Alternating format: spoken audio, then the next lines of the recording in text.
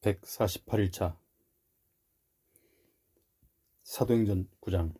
한편 사울은 주님의 제자들을 모조리 잡아 죽이겠다는 기세로 여전히 살기등등했다.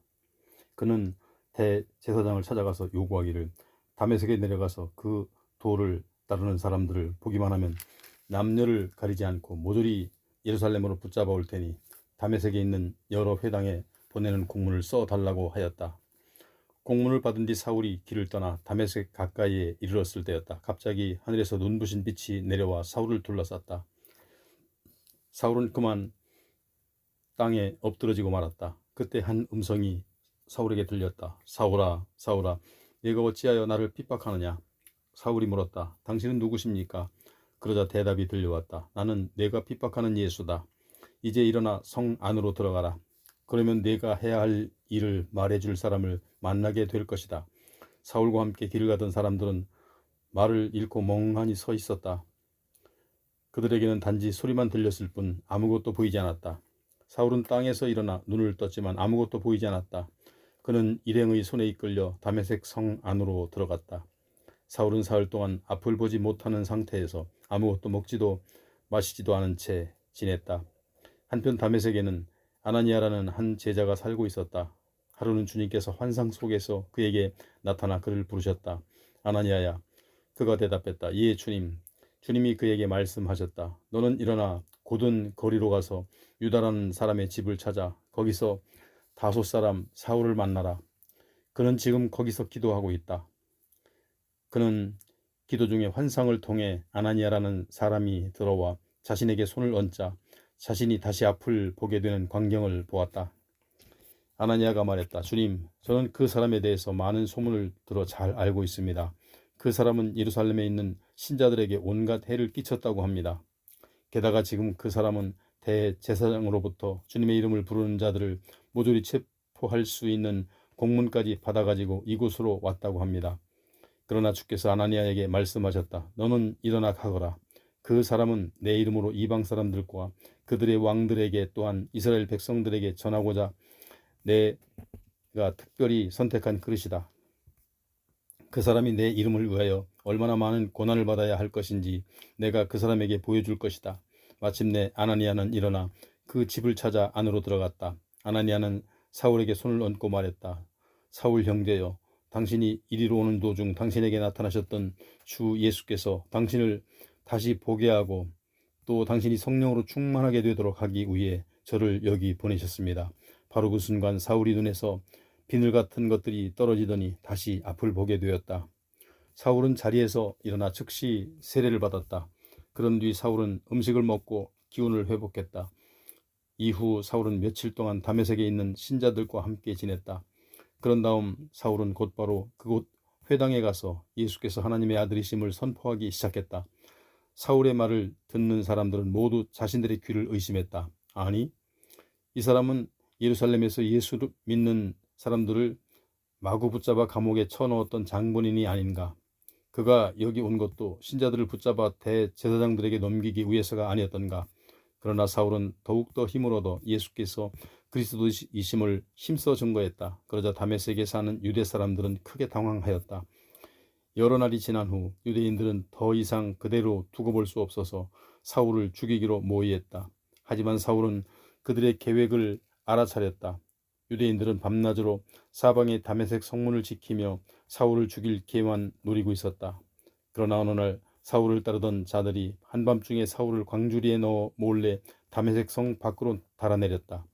다메섹 성 밖으로 도망쳐 나온 사울은 예루살렘으로 올라가서 그곳의 제자들과 합류하려 했다. 하지만 모두가 사울을 두려워할 뿐 그가 정말로 예수의 제자가 되었음을 믿으려고 하지 않았다. 그러나 바나바는 사울을 받아들여 그를 데리고 사도들에게로 갔다. 그리고 바나바는 사울이 데마섹으로 가는 도중에 어떻게 주를 뵙게 되었으며 또 주께서 그에게 무슨 말씀을 하셨고 또 다메섹에서 그가 얼마나 두려움 없이 예수의 이름으로 담대히 복음을 전했는가를 사도들에게 상세히 설명해 주었다. 그제야 제자들은 사울을 받아들였고 사울은 제자들과 함께 지내며 예루살렘을 자유롭게 다니면서 주의 이름을 담대히 전했다. 사울은 헬라어를 쓰는 유대인 몇 사람과 이야기를 나누고 토론도 했지만 그들은 무조건 사울을 죽이려고 했다. 믿는 형제들이 이 사실을 알아차리고 사울을 가이사랴로 데리고 갔다가 다시 다소로 보냈다. 그리하여 교회는 유대와 갈릴리와 사마리아 온 지방에 걸쳐 튼튼하게 성장하면서 평안을 누리게 되었고, 또한 주님을 경외하는 삶과 성령의 위로를 받는 가운데 날로 신자의 수가 늘어났다. 그 무렵 베드로는 여러 지방을 두루 다니다가 루다에 내려가서 그곳 신자들을 방문하게 되었다. 거기에는 베드로는 애니아라는 사람을 만났는데, 이 사람은 8년째 중풍으로 누워 있었다. 베드로가 그를 보고 말했다. 애니아여, 예수 그리스도께서 당신의 병을 고쳐주셨습니다. 그러니 이제 일어나 당신의 침구를 정돈하시오. 그러자 애니아가 알아누워있던 자리에서 즉시 일어났다. 루다와 사론에 사는 주민들이 애니아에게 일어난 일을 보고는 모두 주께로 마음을 돌이켰다. 요바에는 다비다라는 여신도가 살고 있었다. 이 이름은 헬라어로는 도르가인데 그 여자는 언제나 착한 일을 많이 하면서 가난한 사람들을 힘껏 도왔다. 그 무렵 그녀가 병이 들어 죽었다. 그래서 사람들은 그녀의 시신을 깨끗이 씻겨 다락방에 두었다.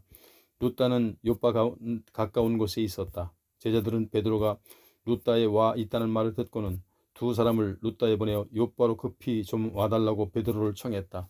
베드로가 그들과 함께 요파로 오자 신자들은 그를 도르가의 시신이 있는 다락방으로 안내했다. 그 방에는 과부들이 모여 앉아 슬피 울고 있었다. 그들은 도르가가 자기들을 위해 몸소 만들어준 겉옷과 속옷을 베드로에게 보여주었다.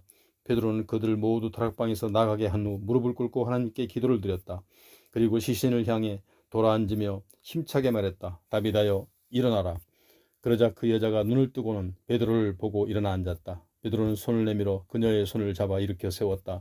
그런 뒤 신자들과 과부들을 불러서 도로가가 다시 살아난 것을 보게 했다. 이 일이 온 요빠에 알려지자 많은 사람들이 주님을 믿게 되었다. 베드로는 얼마 동안 요빠에 계속 머물러 지냈는데 가죽 제품을 만드는 무두장이 시몬의 집에 묵었다. 10장. 가이사랴 성읍에 고넬료라는 사람이 있었다. 그 사람은 이탈리아 부대로 알려진 로마 군대의 백부장이었다. 고넬료와 그의 가족은 하나님을 경외하는 마음이 두터운 사람으로 가난한 사람들에게 아낌없이 베풀고 항상 하나님께 기도하는 생활을 했다. 어느 날 오후 3시쯤 고넬료는 환상을 보았다. 하나님의 천사가 그에게 와서 고넬료야 하고 부르는 것이었다. 고넬료는 두려움 속에서 천사를 바라보며 물었다. 주여, 무슨 일이십니까? 천사가 말했다. 너의 기도와 가난한 이들을 향해 베푼 내 구제의 손길이 하나님 앞에 상달되어 하나님께서 다 알고 계신다. 이제 즉시 요바로 사람을 보내어 베드로라고 하는 시몬을 데려오게 하라. 그는 가죽 제품을 만드는 무두장이 시몬의 집에 묵고 있는데 그 집은 바닷가에 있다. 이 말을 하고 천사가 떠나자 고넬료는 즉시 하인 두 사람과 자기 호위병 가운데 신앙이 두터운 한 병사를 불러 그들에게 자신이 겪은 일을 말해준 다음 베드로를 모셔오도록 그들을 요바로 보냈다. 이튿날 정오 무렵 그들 세 사람이 요바 근처에 이르렀을 때 베드로는 기도하러 옥상에 올라가 있었다. 베드로는 배가 고파 무언가를 먹고 싶었지만 식사는 아직 준비 중이었다. 그러던 중 베드로는 황홀경에 빠져 환상을 보게 되었다. 환상 가운데서 베드로는 갑자기 하늘이 열리고 네 귀퉁이가 동여 메어진 큰 보자기 같은 것이 땅으로 내려오는 것을 보았다.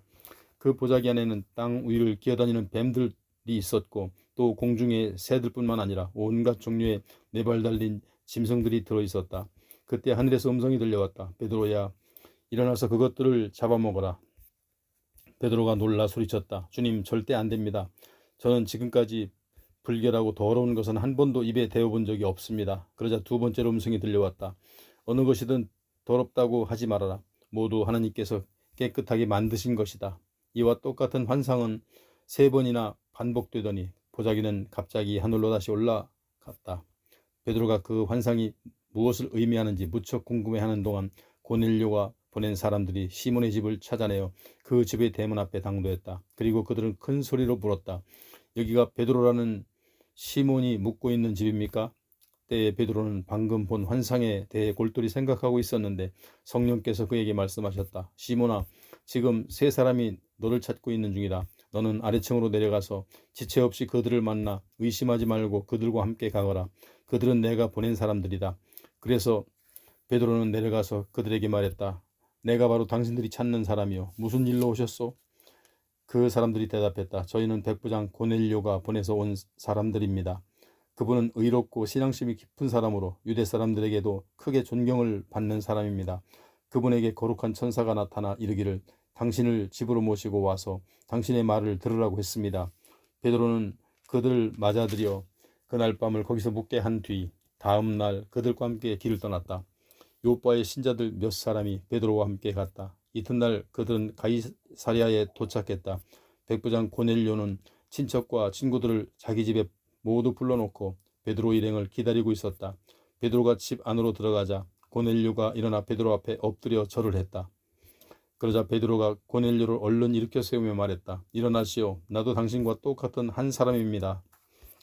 그리고 베드로는 고넬료와 잠시 이야기를 나눈 다음 사람들이 모여있는 방으로 들어갔다. 베드로가 그들에게 말했다. 여러분도 잘 아시다시피 우리 법에는 유대인이 이렇게 이방인과 사귀거나 방문하는 것이 금지되어 있습니다. 그러나 하나님께서는 어떤 사람도 차별해서는 안 된다는 것을 제게 환상으로 보여주셨습니다.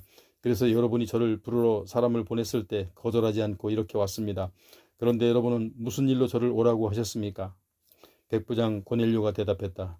나흘 전입니다. 제가 이맘때쯤 오후 기도를 주님께 드리고 있는데 갑자기 제 앞에 눈부시게 빛나는 옷을 입은 사람이 나타나서 제게 말하기를 고넬료야, 하나님께서 네 기도를 들어주셨고 네가 가난한 사람들에게 베푸는 자선을 모두 기억하고 계신다. 이제 너는 요바로 사람을 보내어 베드로라고 하는 시몬을 모셔오게 하여라. 그는 지금 가죽 제품을 만드는 무두장이 시몬의 집에 머물고 있는데 그 사람의 집은 바닷가에 있다 라고 하였습니다.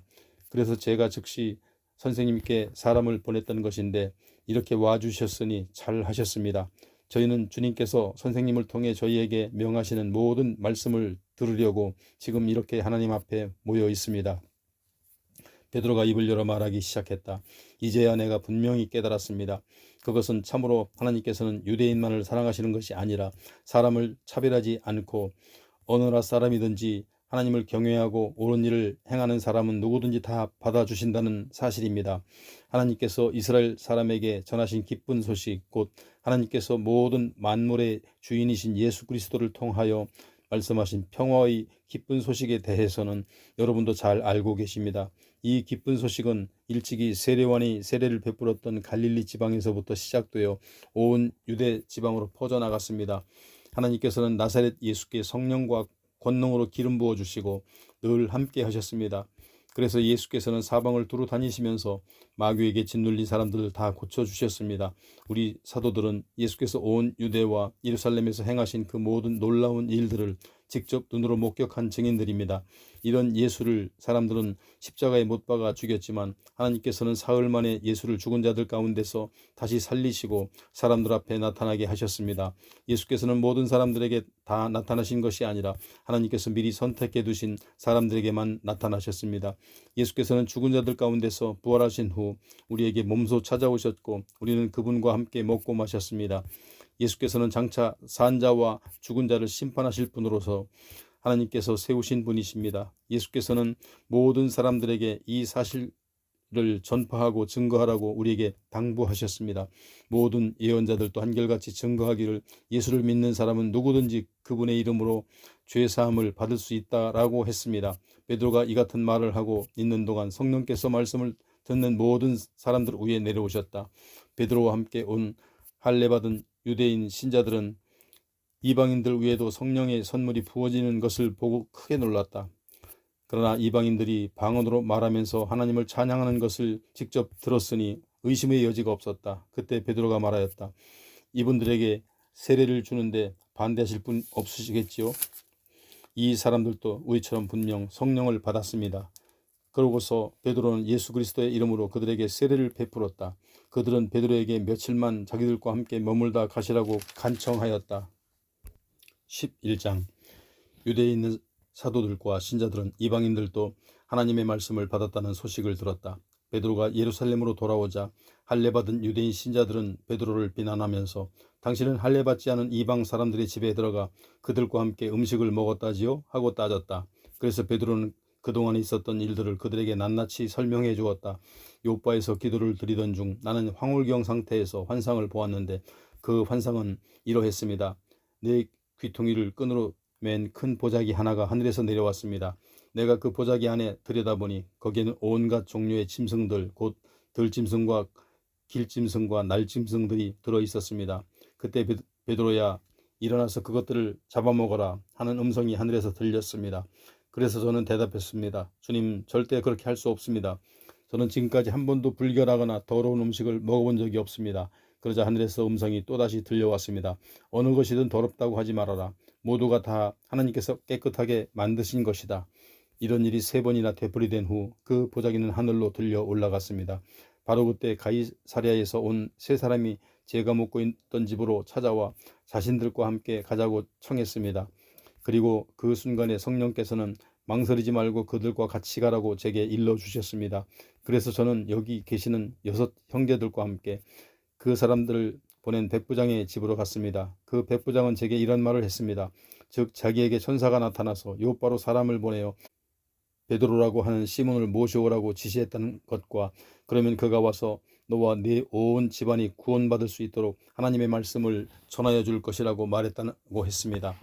그리하여 저는 그 집에 들어가 복음을 전했습니다. 그런데 복음을 전하기 시작하자마자 성령이 처음에 우리에게 내리셨던 것과 마찬가지로 그들에게도 내리셨습니다. 바로 그때 저에게는 세례 요한은 물로 너희에게 세례를 주었지만 너희는 장차 성령으로 세례를 받을 것이다 라고 하셨던 예수님의 말씀이 생각이 났습니다. 이와 같이 주 예수 그리스도를 믿는 우리에게 하나님께서 주셨던 것과 똑같은 선물을 그들 이방 사람들에게도 주셨으니 내가 누구이기에 감히 하나님의 일을 막을 수 있겠습니까?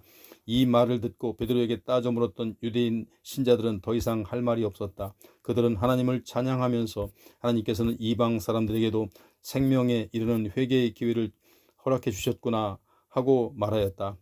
그 무렵 스데반에게 가해진 핍박 사건 이후로 잇따라 일어난 박해 때문에 각처로 뿔뿔이 흩어진 신자들은 페니키아, 키프로스, 안디옥까지 다니면서 유대 사람들에게만 복음을 전했다. 그런데 그들 중 키프로스와 구레네 출신의 신자들 몇 사람은 안디옥으로 가서 헬라 사람들에게도 주 예수에 관한 복음을 전하기 시작했다. 주님의 손길이 그들과 함께 하셨으므로 많은 이들이 믿음을 갖게 되어 주님께로 돌아왔다.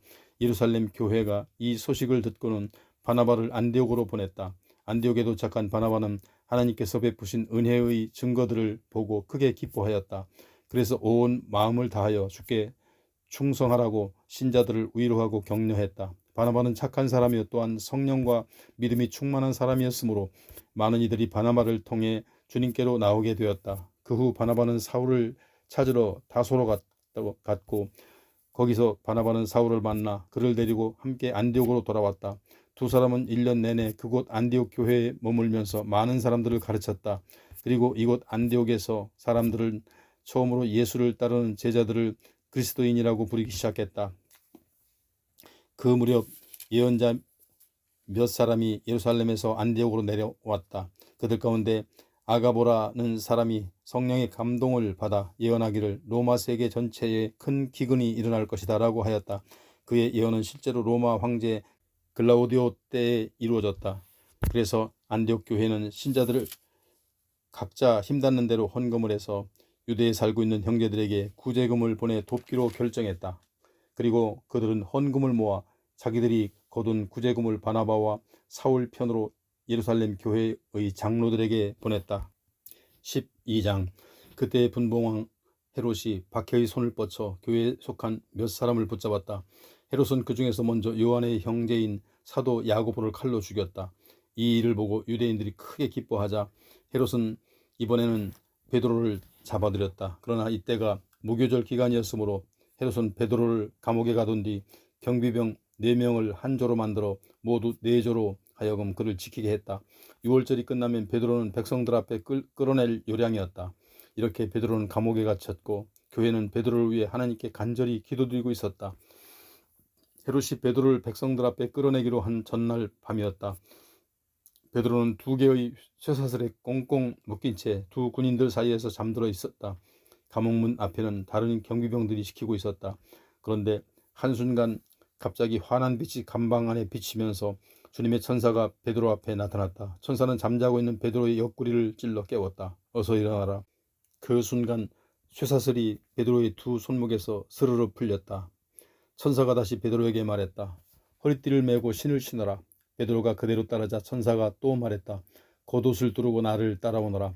베드로는 겉옷을 두른 후 천사를 따라 감방에서 나갔다. 그러나 그는 천사가 하고 있는 일이 실제인지 아닌지 알 수 없었다. 베드로는 자신이 환상을 보고 있다고 생각했다. 천사와 베드로가 첫째 초소와 둘째 초소를 지나 큰 거리로 나가는 철문 앞에 이르자 철문이 저절로 열렸다. 그래서 그들은 철문을 통과해서 바깥으로 나왔다. 그리고 둘이 함께 한 구간쯤 걸어갔을 때 갑자기 천사가 어디론가 사라지고 말았다. 그제야 베드로는 제정신이 되어 혼잣말을 했다. 그렇구나. 이제야 확실히 알겠다. 주님께서 내게 천사를 보내주셔서 헤롯의 소나기에서 또 유대인들의 계략에서 나를 구해주신 거야. 이런 사실이 분명해지자 베드로는 마가라고 불리는 요한의 어머니 마리아의 집으로 갔다.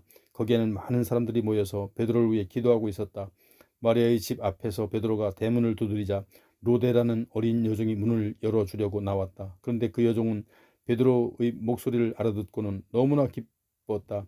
그래서 문을 열어주는 것도 깜빡 잊어버린 채 안으로 달려들어가 기도하고 있는 사람들에게 말했다. 문 밖에 베드로 선생님이 와 있어요. 그러나 사람들은 그 여종에게 말했다. 얘야, 네가 제정신이 아니게로구나. 그래도 그 소녀가 끝까지 참말이라고 계속 우기자 그들이 말했다. 그럼 베드로의 천사일 거야. 그동안 베드로는 문 밖에 서서 계속 문을 두드렸다. 마침내 사람들이 나와서 문을 열고서 베드로를 보고는 모두 깜짝 놀랐다. 베드로는 손짓으로 그들에게 조용히 하라고 이른 후 주님께서 어떻게 천사를 보내 자기를 감옥에서 기적적으로 구출해 내셨는지를 설명해 주었다. 이 일을 야고보와 다른 형제들에게도 속히 알려주시오. 이렇게 당부한 다음 베드로는 다른 곳으로 피해갔다. 날이 새자 감옥에서는 큰 소동이 일어났다. 밤사이에 베드로가 감쪽같이 없어졌기 때문이었다. 모든 곳을 샅샅이 수색했지만 어디에서도 베드로를 찾을 수가 없었다. 그러자 헤롯은 경비병들을 신문한 뒤 사형에 처하도록 명령했다. 그런 뒤 헤롯은 유대를 떠나 가이사랴로 내려가서 잠시 그곳에서 지냈다. 그런데 헤롯은 두로와 시돈 사람들을 매우 못마땅하게 여기고 있었다. 그래서 두로와 시돈 사람들은 뜻을 모아 헤롯을 찾아가서 면담을 요청했다. 그들은 헤롯이 신임하는 그의 시종 블라스도를 내세워 헤롯에게 화평을 청했다. 그 이유는 당시 두 도시는 헤롯이 통치하에 있는 영토에서 식량을 사들여야 하는 형편이었기 때문이었다. 약속된 날이 되자 헤롯은 왕복을 입고 높은 왕자에 앉아 대중에게 연설을 했다. 헤롯의 연설이 끝나자 사람들이 아첨을 떨며 외쳤다. 와, 이것은 신의 음성이지 사람의 음성이 아니다. 바로 그 순간 주님의 천사가 헤롯을 내리쳤다. 헤롯이 하나님께 영광을 돌리지 않았기 때문이다. 그리하여 헤롯은 온몸에 구더기가 가득해 먹혀 죽었다. 하나님의 말씀은 점점 널리 퍼져나가 믿는 사람들이 날로 늘어갔다. 한편 바나바와 사울은 예루살렘에서 자기들의 임무를 마치자 마가라고도 불리는 요한과 함께 안디옥으로 다시 돌아갔다.